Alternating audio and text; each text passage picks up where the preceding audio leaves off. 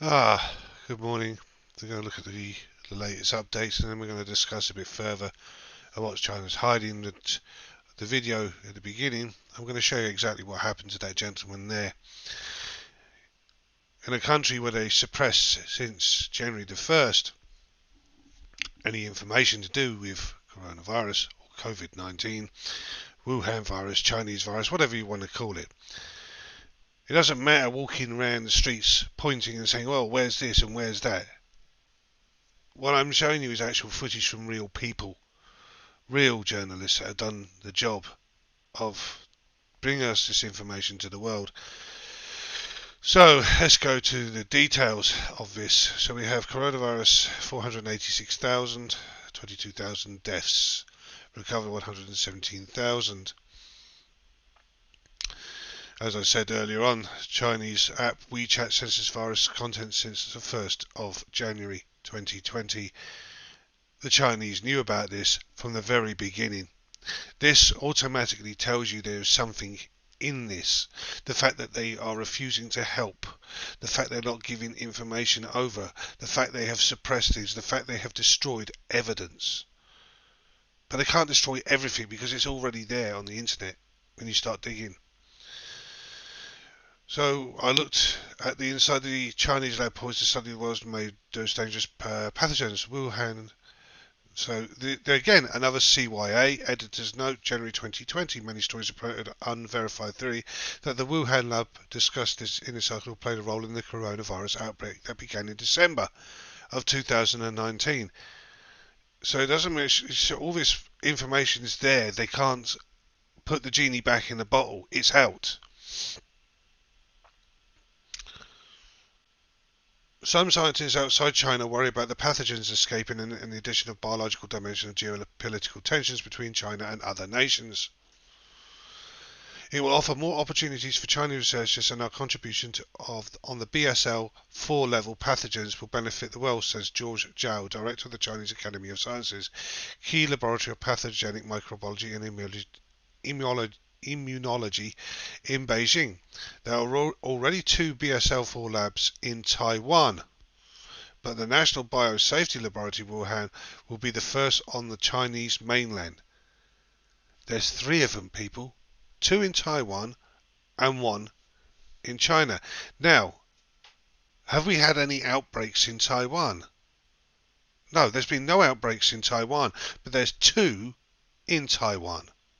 So why didn't the coronavirus come from Taiwan? It just comes from this specific area in Wuhan. Chemistry world. Deadly accident sounds alarm for safety in Chinese labs. The lab blast that killed the postdoc teachers. So this is a chemistry lab. So there's a lot of safety issues with Chinese labs. It's the stuff I'm finding. It's incredible when you start digging. But this is one I wanted to bring attention to, why it's important. Because this is specific where the epicenter of this contagion started. It didn't start in the Yunnan province of China. It didn't start in the Jiaoxing. It started in Wuhan. And what is in Wuhan is this level 4 BSL 4 virology lab, which obviously will have connectivity to the military because we now have Major General Shi Wei, who is now running the show, who is the top bio warfare expert in China.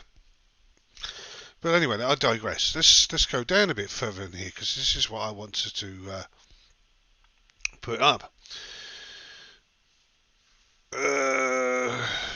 Rising blood temperature, but here's a bit I want. Samples from 7 patients with severe pneumonia, 6 of whom are sellers or deliverymen from the seafood market, who are admitted to the intensive care unit of the Wuhan Jin Yin-Tan Hospital at the beginning of the outbreak. So we are talking 7 people, 6 are involved with this wet market. Deliverymen. What's the odds-on chance that they took bats from this lab to the wet market? This there is such a connection here that is this what they're hiding? Is this the reality that the Chinese have such bad lab safety? It gets better because don't forget, yesterday I showed you how Xi Jinping had this meeting. Well, I went more through this article here, which was the one from the World Health Organization, remember, which was written on the 12th of February of 2020. And we're going to go down a little bit into this because I was reading through some of it last night. Core requirements. Keeping mobile and electronic devices in areas where they could not easily become contaminated to act as a fomite for infection. Or why would you have to tell people working in that environment not to have these items there? Technical procedures. Avoid inhalation of biological agents. Avoid ingestion of biological agents in contact with skin and eyes. Wear disposable gloves at all times when handling specimens. This one brought my attention. This should be second nature. You're dealing with the most extreme pathogens. Why are you not wearing gloves? Avoid contact of gloved hands with the face. Handle all sharps and needles if necessary with care as to prevent injury injection of biological agents. Wherever possible, replace any glassware with plasticware. For work needing scissors, use scissors with blunt or rounded ends in preference to those with pointed ends. I mean, this was written in February 2020. We're talking these top level laboratories of level 4 with these pathogens.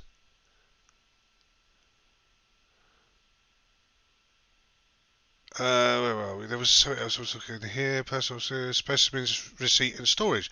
A specimen received by the laboratory must be accompanied by sufficient information to identify what it is, when and where it was taken and prepared, and which tests and all procedures, if any, are to be performed. That should be standard procedure, yet February 2020 it's now been written in this World Health Organization's document that suddenly comes out how to handle coronavirus. This all links at the same time as Xi Jinping has said the same things that he's going to, the Chinese brought out their version at exactly the same time. Is it linked? Are these mirroring one another? This is the next question I have. Consider unpacking the items in the BSE. Personnel unpacking and receiving specimen must be adequately trained in awareness of the hazards involved of how to adopt necessary precautions according to GPMPP described above, how to handle broken or leaking containers. Why is this in here? This decontamination and waste management. This one, I've been reading through this. This is shocking.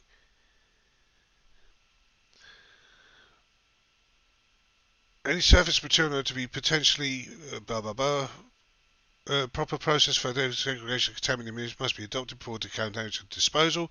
Where decontamination can be performed in the laboratory or on site, the contaminated waste must be packaged in an approved, that is leak-proof manner for transfer to another facility with decontamination capacity.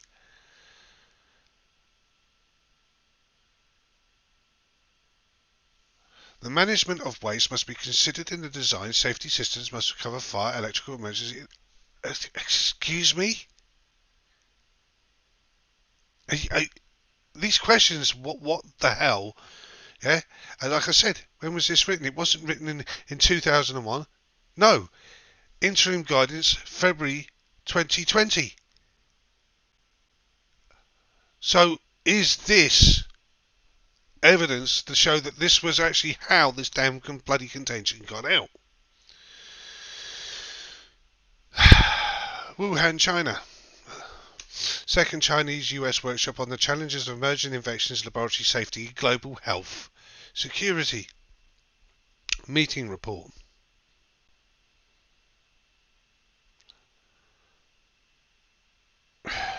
I mean, something in here.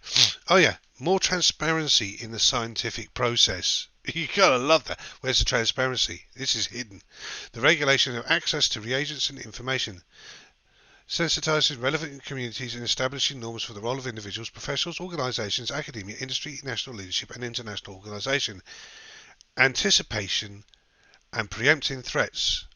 Response if something goes wrong. Detection, reversal, attribution, etc. To achieve any of these strong scientific leadership is needed. We should involve the entire scientific community. Consider the 1975 Asilomar Conference of Recombinant DNA. Response if something goes wrong.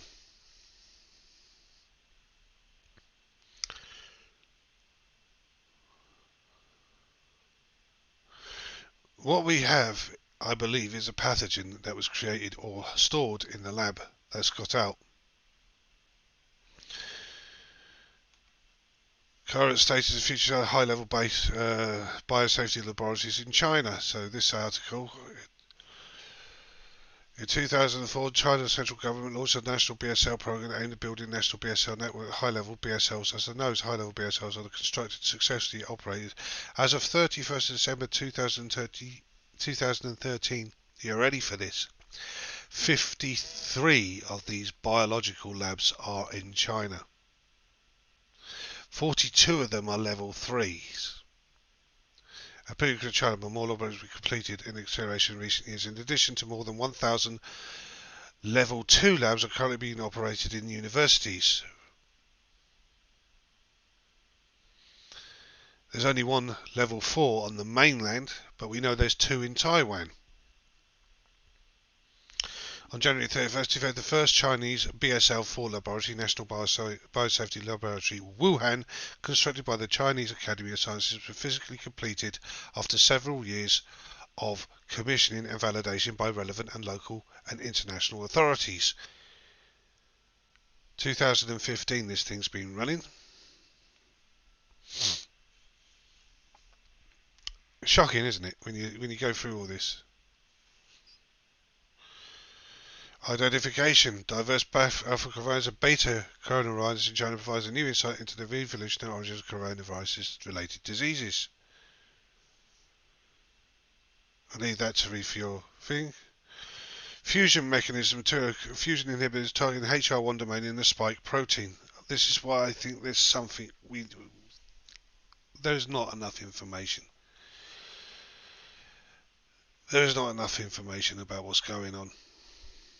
But if we go back to the lab report of February 2020, I suggest this document is actually a mirror of the Chinese document, and that's what they're hiding.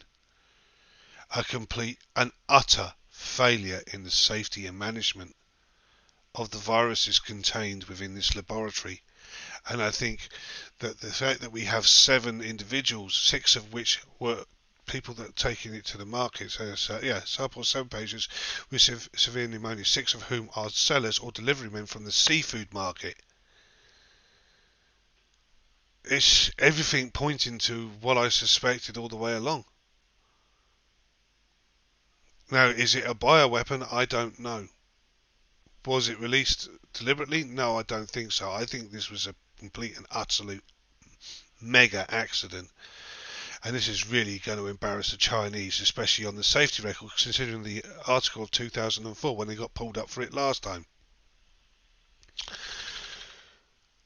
I shall leave that for you lot to read for your divulsion. Watch what happens to Mr. Fang, to a real citizen journalist in a real dangerous situation. See what happens to them.